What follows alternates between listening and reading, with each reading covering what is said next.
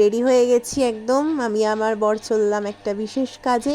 সেই বিশেষ কাজটা হয়তো তোমাদের সাথে কোনোদিন শেয়ার করতে পারবো, আর সেই সুযোগ যদি তোমরা করে দাও অবশ্যই নিশ্চয়ই শেয়ার করব। তো এই কাজের কোনো পরিচয় নেই, এই কাজের পরিচয় আসলে সবার আছে টিমের, শুধু আমার নেই। কেন নেই, কি নেই, আমি পরে সমস্ত কিছু শেয়ার করব। যে ওর জন্য আমি লাইফে অনেক কিছু হারিয়েছি আর অনেক কিছু খুইয়েছি, অনেক কিছু ত্যাগ করেছি, তার বদলে আমি কি পেয়েছি। তো গাইজ, গুড মর্নিং, কেমন আছো তোমরা সবাই? আর একটা নতুন সকালে তোমাদেরকে জানাই অনেক অনেক স্বাগত। তো আজকে না সকাল মানে এখন 11টা বাজে, মানে আমরা উঠেছি আজকে 11:15টার সময়। তো উঠেছি দেরি করে, তারপর আজকে আবার একটা জায়গায় বেরোনোরও আছে, মানে সব নিয়ে না একটা জগা খিচুড়ি হয়ে গেছে। ইচ্ছা করে উঠেছিলাম কারণ রান্নাবান্না সেরকম কিছু চাপ ছিল না, তাই। তো ফার্স্টে ভাবলাম না আজকে একটা মহৎ কাজ আছে, যেহেতু বুধবার, তা বুধবারে আমি ঠাকুরের সিংহাসনটা পরিষ্কার করে রেখে দেয় শাশুড়ি সব সময়। তো আমিও না ভেবেছিলাম আজকে ঠাকুরের সিংহাসনটাকে পরিষ্কার করে নেবো, তাই জন্য সব কাজটা আগে কমপ্লিট করে রাখি। আগের দিনকে দেখো, মানে টুইসডেতে আমার এক বান্ধবী তার হাজব্যান্ড তার বাচ্চাদের নিয়ে এসেছিলো বলে ওই দিনকে না সারাদিনকে আমি ঘর বারান্দা এইসব নিয়ে রেডি করেছিলাম, পরিষ্কার পরিচ্ছন্ন করেছিলাম। ওরাই দেখো এই বারবন বিস্কুটের প্যাকেট, আরও অনেক নানা রকমের খাবারের জিনিস এনেছিল, যেগুলো আর্ধেকের বেশি আমার ছেলে মেয়েকে ফুরিয়ে ফেলেছে। আর এই যে চকলেট ফকলেট অনেক কিছু নিয়ে এসেছিলো। হ্যাঁ, যাক গিয়ে তোমাদেরকে আর কী বলবো, এগুলোও আর এখন নেই, আমার ছেলে মেয়ে খেয়ে উড়িয়ে দিয়েছে। তো সকালে ওপরের কাজটাকে কমপ্লিট করে ভেবেছিলাম সবার আগে নিচে যাব, কারণ নিচে গিয়ে সবার আগে আমার এই ঠাকুরের সিংহাসনটা পরিষ্কার করার কাজ। তো স্নান টান করে দেখো আমি নিচে চলে এসেছি, আর ঘরের লাইট ফাইট জ্বালিয়ে নিলাম, নিয়ে ভাবলাম আগে এই কাজটা কমপ্লিট করি। ঠাকুরের সিংহাসন পরিষ্কার করতে অনেকটা টাইম লাগে, মানে আমি তখন তাও 12টার সময় এসেছিলাম এইখানে, আর গেছি তখন প্রায় 12টা 15-20 হয়ে গেছে।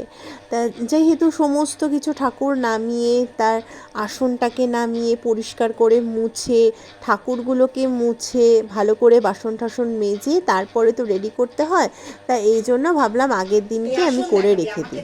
আমার বাড়িতে যেরকম আবার মা কি করে, বৃহস্পতিবার দিনকেই একমাত্র ঘরটা ওঠায়, কিন্তু শাশুড়ি মা অনেক সময় বুধবার দিনকে সন্ধে দিয়েও ঘর উঠিয়ে দেয়। তা কাজেরও একটু সুবিধা হয়, তাই আমি ভাবলাম যে আমি যতটা পারি চেষ্টা করি কাজটাকে। তোমরা সকলে কে কেমনভাবে কখন ঘর নাড়াও বা কে কেমনভাবে পুজো করো, আলাদা কি নিয়ম আছে তোমাদের, অবশ্যই কিন্তু আমাকে কমেন্ট সেকশানে কমেন্ট করে জানাতে পারো।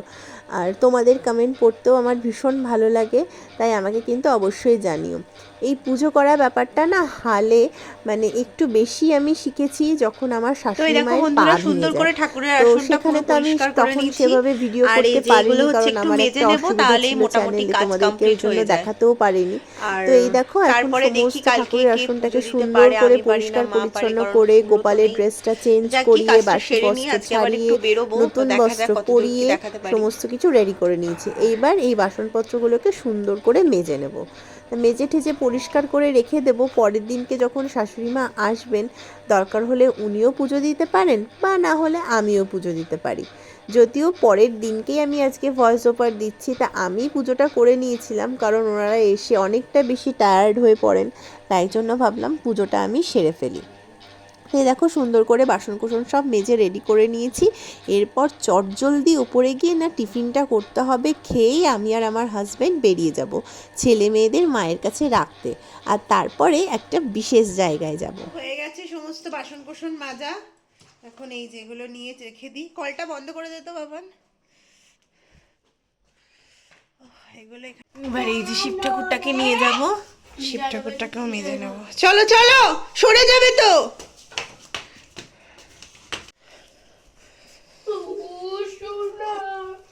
শুনে বসিয়ে দিলাম।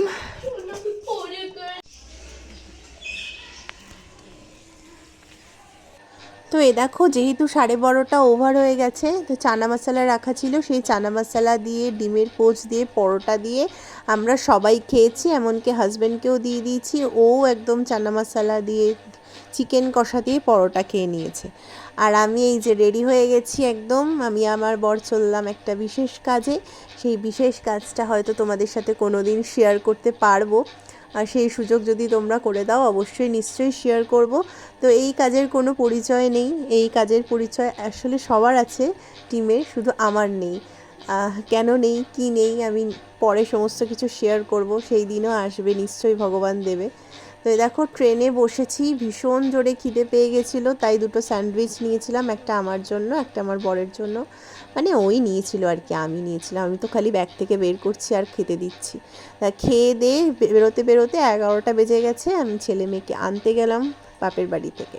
তো এইটা হচ্ছে পরের দিনকে, যেদিনকে আমার শ্বশুর শাশুড়ি আসার দিন, মানে বৃহস্পতিবার, মানে আজকের কথা বলছি।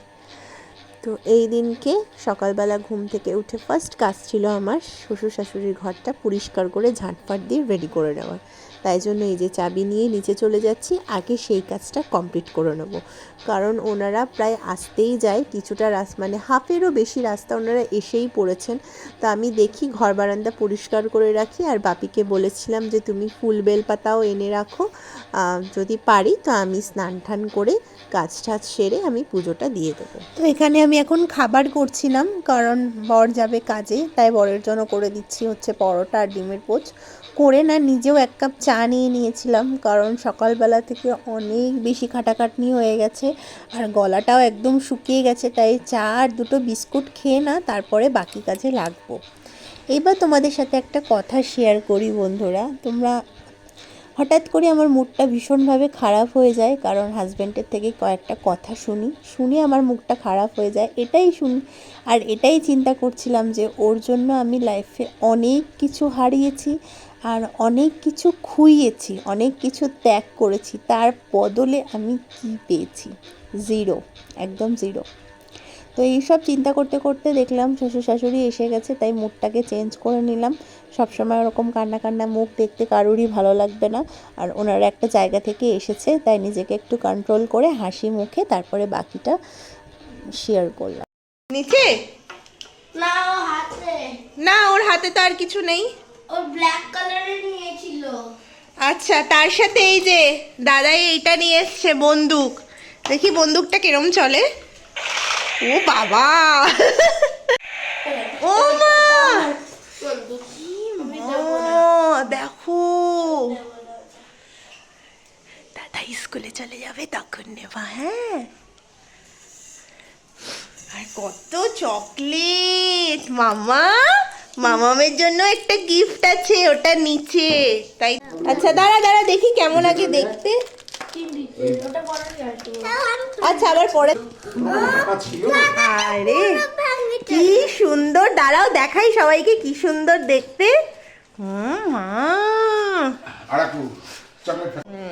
রেখে দিই, আজকে আর কেউ হাত দেবে না, মোছা হয়ে গেছে ঘর, এরকম করিস না। আজকে কেউ হাত দেবে না, অনুয়ে কত বললো তোমার কাছে।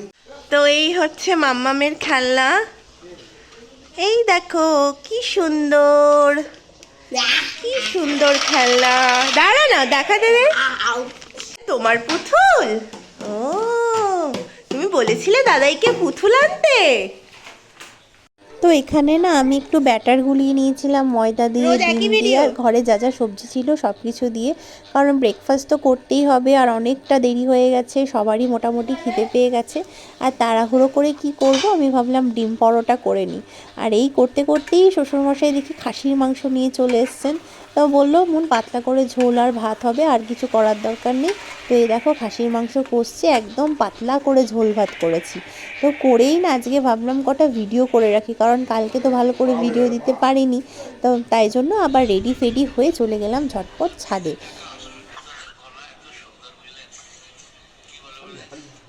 সব ভিডিও হলো এখন এতক্ষণ ধরে, এবার আমরা সব খেতে যাব। চলো, অনেকক্ষণ হয়ে গেছে। ছেলে তো বসে গেছে পড়তে, খাওয়া দাওয়া কমপ্লিট হয়ে গেছে আমাদের। তো আজকের ভিডিওটা তোমাদের কেমন লাগলো অবশ্যই আমাকে কমেন্ট সেকশানে কমেন্ট করে জানিও। আর ভালো লাগলে লাইক কমেন্ট শেয়ার করতে একদম ভুলো না, চ্যানেলটা অবশ্যই সাবস্ক্রাইব করো। টাটা, বাই, ভালো থেকো সবাই, ভালো মন্দ মিশিয়েই জীবন।